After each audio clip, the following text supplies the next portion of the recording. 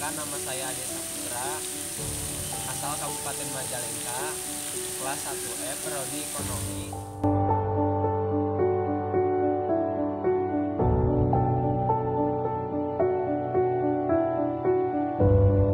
Annyeong, Assalamualaikum. Perkenalkan, nama saya Citra Komala, kelas 1F, Prodi Pendidikan Ekonomi.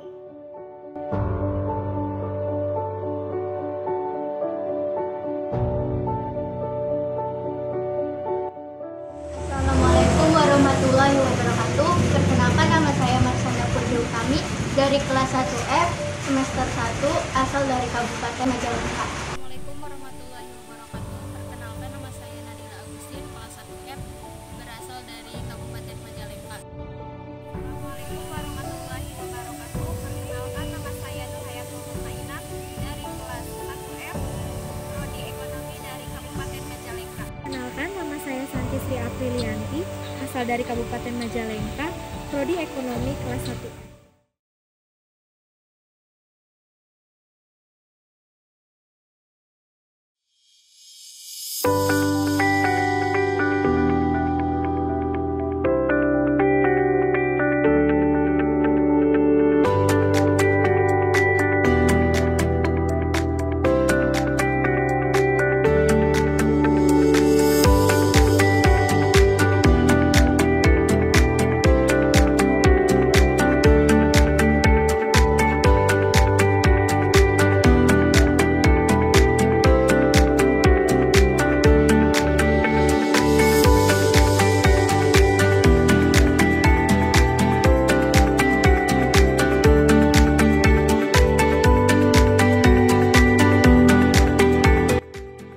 Bagian sejarah keislaman di Majalengka, kami akan mengangkat kisah dari tokoh Pangeran Muhammad.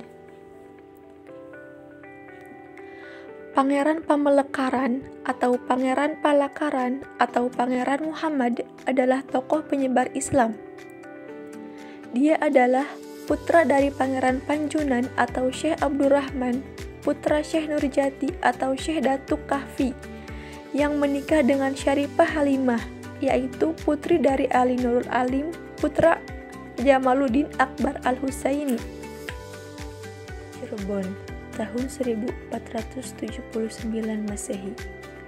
Diangkatnya Sunan Gunung Jati sebagai Naradipa Pajajaran menggantikan Pangeran Pakungwati Cirebon. Kemudian, lama-kelamaan pengiriman upeti ke Galuh dihentikan. Kejadian ini menimbulkan kekecewaan bagi kerajaan Hindu lainnya, seperti Kerajaan Talaga dan Kuningan. Untuk mengantisipasi kejadian ini, Pangeran Muhammad yang memiliki keahlian mendalang dan disebut juga Pangeran Dalang, disertai ayahnya Pangeran Panjunan ditugaskan oleh Sunan Gunung Jati untuk menyebarkan ajaran Islam di kawasan barat, yang sekaligus merupakan benteng pertahanan apabila Talaga mengadakan penyerangan. Sehingga, dengan modal kemampuan mendalang dan Pangeran Panjunan sebagai ulama besar penyebaran ajaran Islam di Sindangkasih, tidak banyak hambatan. Setelah Pangeran Muhammad menggantikan Rambut Kasih, berdirilah pesantren-pesantren yang semakin marak. Pada 1504 Masehi, Pangeran Muhammad memperistri Putri Sindangkasih, seorang pemuka agama Islam bernama Siti Armilah. Siti Armilah sangat membantu usaha suaminya dalam menyebarkan ajaran Islam di kawasan Majalengka, sehingga memang lebih cepat penyebaran ajaran Islamnya di daerah-daerah lain. Pada sekitar tahun 1480-an, Sunan Gunung Jati mengutus Pangeran Muhammad menyebarkan agama Islam di Majalengka. Kemampuan Pangeran Muhammad dalam hal keislaman cukup mendalam, telah menjadikan penyebaran agama Islam semakin lancar. Pada awal tahun 1500-an, Pangeran Muhammad memperistri Siti Armilah, seorang putri pemuka agama Islam di Sindangkasih.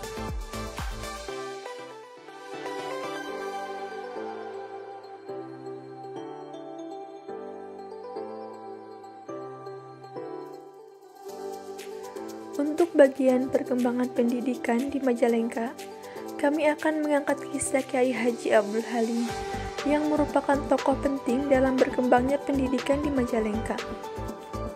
Kyai Haji Abdul Halim merupakan tokoh ulama dan tokoh pergerakan kemerdekaan.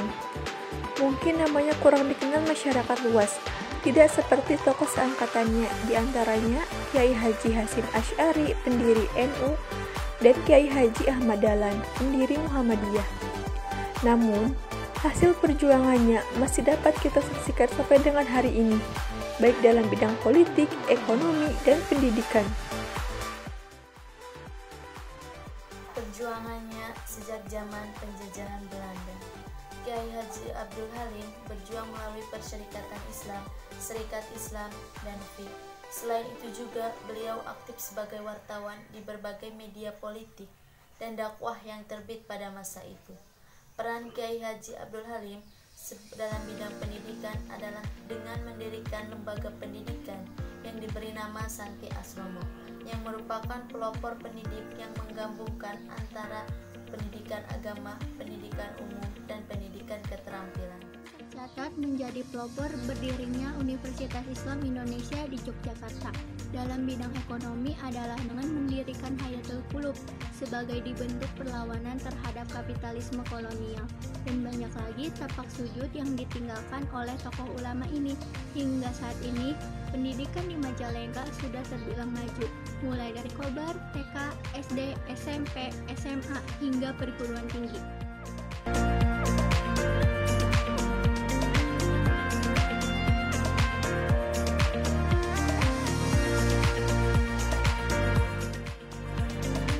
Secara geografis, Kabupaten Majalengka terletak di bagian timur Provinsi Jawa Barat pada posisi 108 derajat 03 sampai 108 derajat 19 bujur timur di sebelah barat, 108 derajat 12 sampai 108 derajat 25 bujur timur di sebelah timur, 6 derajat 36 sampai 6 derajat 58 lintang selatan di sebelah utara, dan 6 derajat 43 sampai 7 derajat 03 lintang selatan di sebelah selatan.